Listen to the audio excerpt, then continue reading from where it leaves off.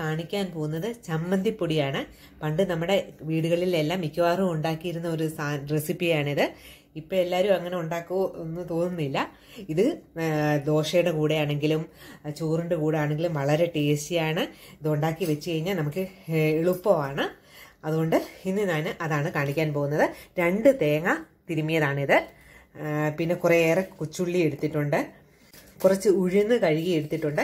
ഞാൻ 1 table spoon ഉഴുന്ന് മാത്രമേ ചേർക്കുന്നുള്ളൂ. ചിലവർ കൂടുതൽ ഉഴുന്ന് ചേർക്കും. എനിക്ക് ഉഴുന്നിൻ്റെ ടേസ്റ്റിനേക്കാൾ തേങ്ങയുടെ ടേസ്റ്റ് മുന്നിട്ട് നിൽക്കുന്നതാണ് ഇഷ്ടം. അതുകൊണ്ട് ഞാൻ 1 ടീസ്പൂൺ ഉഴുന്നേ എടുത്തിട്ടുള്ളൂ.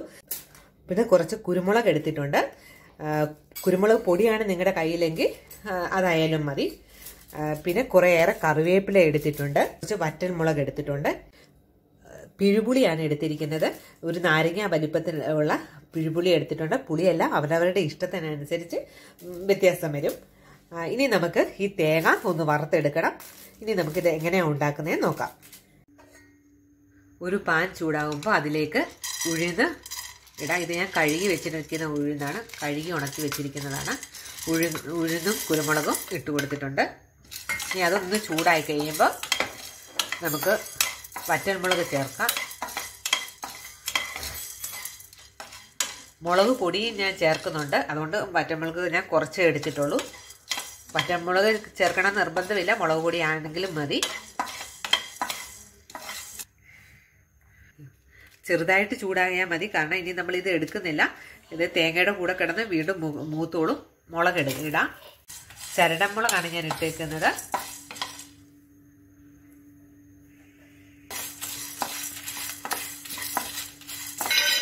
മുളക് ചെറുതായിട്ട് ചൂടായിട്ടുണ്ട്. ഇനി നമുക്ക് കൊച്ചുള്ളി ചേർത്ത് കൊടുക്കാം. ഒരു 20-25 കൊച്ചുള്ളി ഞാൻ ചേർത്തിട്ടുണ്ട്. കൊച്ചുള്ളി ഏറെ ചേർക്കുമ്പോൾ നല്ല ടേസ്റ്റാണ്. പൊടിച്ച് ഫ്രിഡ്ജിൽ വെച്ചിരുന്നാലും മതി, ചീത്തയാകത്തില്ല. ചെറിയുള്ളിയും ചെറുതായിട്ട് ചൂടായിട്ടുണ്ട്. നമ്മൾ ഇതിൻ്റെ കൂടെ തന്നെ ഇട്ടേക്കാണ്, അതുകൊണ്ട് ചെറുതായിട്ട് ചൂടായാൽ മതി. ഇനി നമുക്ക് തേങ്ങ ഇതിലേക്ക് ഇട്ട് കൊടുക്കാം. തേങ്ങയും കറിവേപ്പിലയും കൂടെ ഞാൻ ഇട്ടിട്ടുണ്ട്.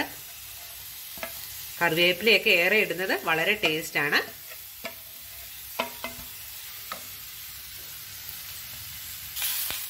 ചെറു തീയിലിട്ട് നമുക്കിത് കരിഞ്ഞു പോകാതെ ഇളക്കി എടുക്കാം. ബ്രൗൺ കളറാകുന്നവരെ ഇളക്കാം. ചെറു തീയിൽ ഇട്ട് വേണം ചെയ്യാൻ, അല്ലെങ്കിൽ അടിക്ക് പിടിക്കും. ഇളക്കിക്കൊണ്ടേ ഇരിക്കുക. ചെറുതായിട്ട് ബ്രൗൺ ആയി തുടങ്ങിയിട്ടുണ്ട്. അതിനകത്തിലെ കറിവേപ്പിലയൊക്കെ നല്ലപോലെ മൂത്ത് വന്നിട്ടുണ്ട്. കുറച്ചും കൂടെ ബ്രൗൺ കളറാകുമ്പോൾ നമുക്കിതിലേക്ക് മുളക് പൊടി ചേർത്ത് കൊടുക്കണം.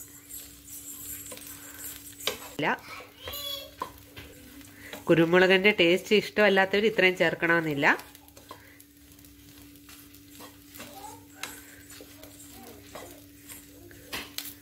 എരിയൊക്കെ അവരവരുടെ ഇഷ്ടത്തിനനുസരിച്ച് ചേർത്ത് കൊടുക്കാം. കുഞ്ഞുങ്ങൾക്കും കൂടെ കൊടുക്കാനാണെങ്കിൽ എരി കുറച്ച് ചേർത്താൽ മതി.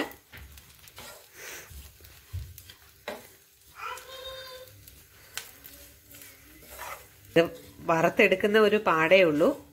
ചെയ്ത് വെച്ച് കഴിഞ്ഞാൽ നമുക്ക് രാവിലെ ആണെങ്കിലും ദോശയുടെ കൂടെ ചോറിൻ്റെ കൂടെയൊക്കെ നല്ല ടേസ്റ്റാണ്. കുഞ്ഞുങ്ങൾക്ക് സ്കൂളിൽ കൊടുത്തു വിടാനും നല്ലതാണ്. ജോലിക്ക് പോകുന്നവർക്കും ലഞ്ച് ബോക്സിനകത്ത് ഒരു കൂട്ടാനായിട്ട് കൊണ്ടുപോകാവുന്നതാണ്.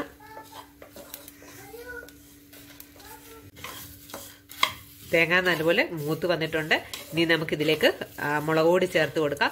മുളക് പൊടി ചേർക്കുമ്പോൾ ഒന്നെങ്കിൽ ഗ്യാസ് സിമ്മിലിടുക, അല്ലെങ്കിൽ നിർത്തിയിടുക, അല്ലെങ്കിൽ കരിഞ്ഞു പോവും.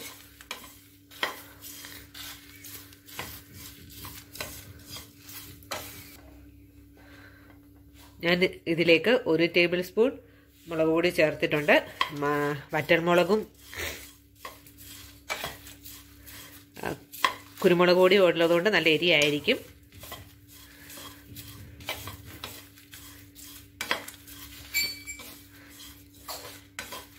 ഒരു 1/2 ടീസ്പൂണും കൂടെ ചേർത്ത് കൊടുക്കുകയാണ്.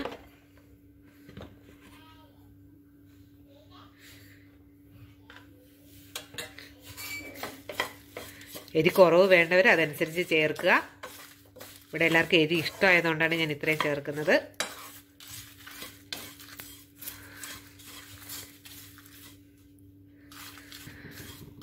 ഗ്യാസ് ലോ ഫ്ലെയിമിലിട്ടിട്ട് ഒരു 5 മിനിറ്റും കൂടെ നമുക്ക് ഈ മുളക് പൊടിയൊക്കെ ഒന്ന് മൂക്കാൻ വേണ്ടി ഇളക്കാം.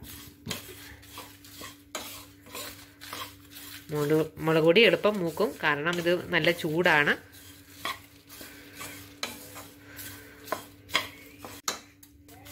ഇത് നല്ലപോലെ ചൂടായിട്ടുണ്ട്. ഇനി നമുക്കിത് നിർത്തിയിടാം.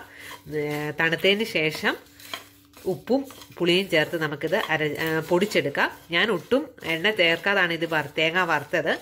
കാരണം ഇത് ചമ്മന്തി പൊടിക്കായതുകൊണ്ട് എണ്ണ ചേർത്ത് കഴിഞ്ഞാൽ ഒരുപാട് കുഴഞ്ഞു പോകും. ഒരുപാട് കുഴയാതിരിക്കാൻ വേണ്ടിയാണ് നമ്മൾ ഇതിനകത്ത് കൊച്ചുള്ളി ഏറെ ചേർക്കുന്നത്. ഇത് നല്ലപോലെ ആറിയിട്ടുണ്ട്. നമുക്കിനി ഇത് പൊടിച്ചെടുക്കാം. ആദ്യം ഇതിൻ്റെ വറ്റമുളക് നമുക്ക് താഴെ ഇട്ട് കൊടുക്കാം.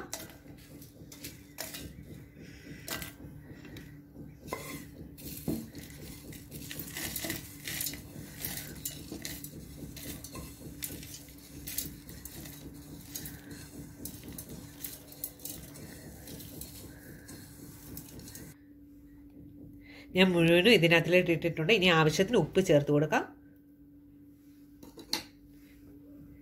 പിന്നെ പുളി ഞാൻ കുറച്ച് ചേർത്ത് കൊടുക്കുകയാണ്. ആവശ്യം വരുവാണെങ്കിൽ ബാക്കി പിന്നെ ചേർത്ത് കൊടുക്കാം. ഇനി നമുക്കിതൊന്ന് പൊടിച്ചെടുക്കാം. ഞാനിപ്പം പൊടിച്ചെടുത്തുകൊണ്ട് വന്നിട്ടുണ്ട്. ഇനി നമുക്കിതൊരു പാത്രത്തിലേക്ക് മാറ്റാം.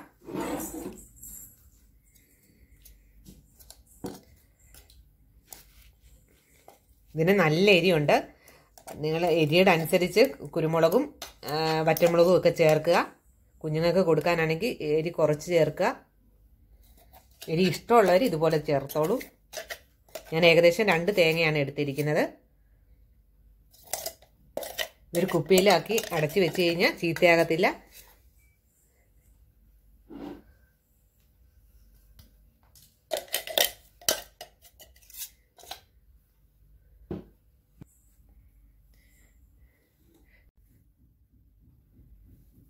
വളരെ ടേസ്റ്റിയായ നമ്മുടെ ചമ്മന്തിപ്പൊടി റെഡി ആയിട്ടുണ്ട്. ഇത് ദോശയുടെ കൂടെയും ചോറിൻ്റെ കൂടെയും വളരെ ടേസ്റ്റിയാണ്. വറുത്തെടുക്കാൻ മാത്രമുള്ള ഒരു ബുദ്ധിമുട്ടേ ഉള്ളൂ. വറുത്തെടുത്ത് കഴിഞ്ഞാൽ ഇതിപ്പോൾ കുറച്ച് ദിവസത്തേക്ക് നമുക്കിത് സൂക്ഷിക്കാം. ഒരു നല്ല തുടച്ച കണ്ടെയ്നറിനകത്ത് വെച്ച് അടച്ചു വെച്ച് സൂക്ഷിക്കാം. അതല്ല എന്നുണ്ടെങ്കിൽ 2 ദിവസം കഴിയുമ്പോൾ ഫ്രിഡ്ജിലെടുത്ത് വെച്ചാലും മതി. വളരെ ടേസ്റ്റിയാണ്. ഇതെല്ലാവരും ഒന്ന് ട്രൈ ചെയ്ത് നോക്കുക. ഇഷ്ടമായെങ്കിൽ ലൈക്ക് ചെയ്യാനും ഷെയർ ചെയ്യാനും സബ്സ്ക്രൈബ് ചെയ്യാനും മറക്കരുത്.